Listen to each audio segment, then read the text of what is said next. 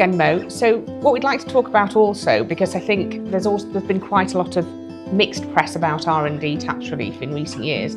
We at Acute always strive, don't we, to submit robust claims, as much information to HMRC as possible.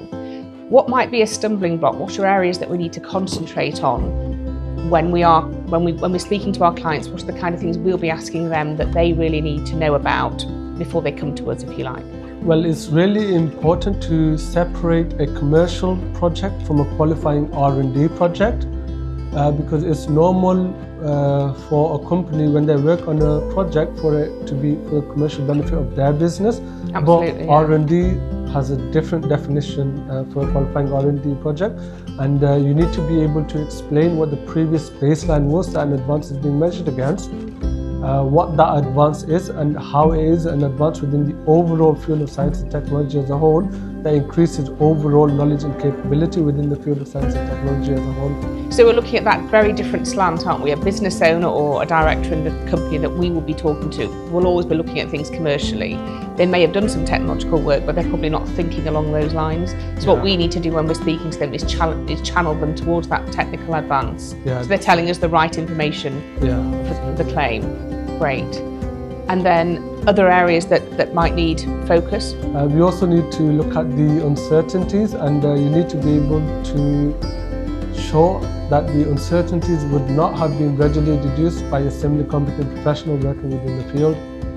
Right. And so you say competent professional, now that's key to the claim, isn't it? Yeah, the competent professional has to be knowledgeable within the field, and they have to be the one who are leading the R&D project. Good evidence of that a competent professional is actually a competent professional is that they've been working within the field for a number of years, or they have formal qualifications within their field. What's really good evidence is if they've received any kind of public awards or any industry awards or any kind of public recognition in the field. And also a competent professional doesn't necessarily have to be working for, they don't have to be employed by the company either, do they? That's right. So somebody could have used a subcontractor who hits those markers, and we can mention those in the claim. So that gives that credibility to HMRC. Yeah, that's right. Okay. And are there any other areas that we need to, that could be a stumbling block? So we've got the technical, we've got the competent professional.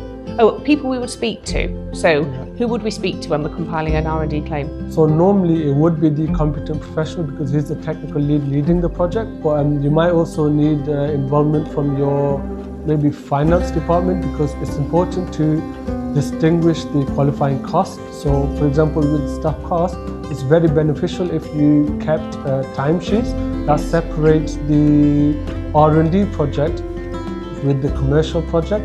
So it's good to have timesheets that specifically show the time spent for the staff in attempting to overcome the uncertainties, because that's the qualifying expenditure that would be allowable in an R&D claim. So we do find a lot of our clients don't have timesheets, but and it's a hard thing for small businesses to implement, but it's worthwhile to consider that during the year, even if it's not a strict timesheet. It's some kind of record of who spent time doing what. Something that separates the R&D activity in the business. Right, so we've got technical versus commercial, competent professionals, and good records of time. And you think they're all key areas that can really help in preparing a more robust claim?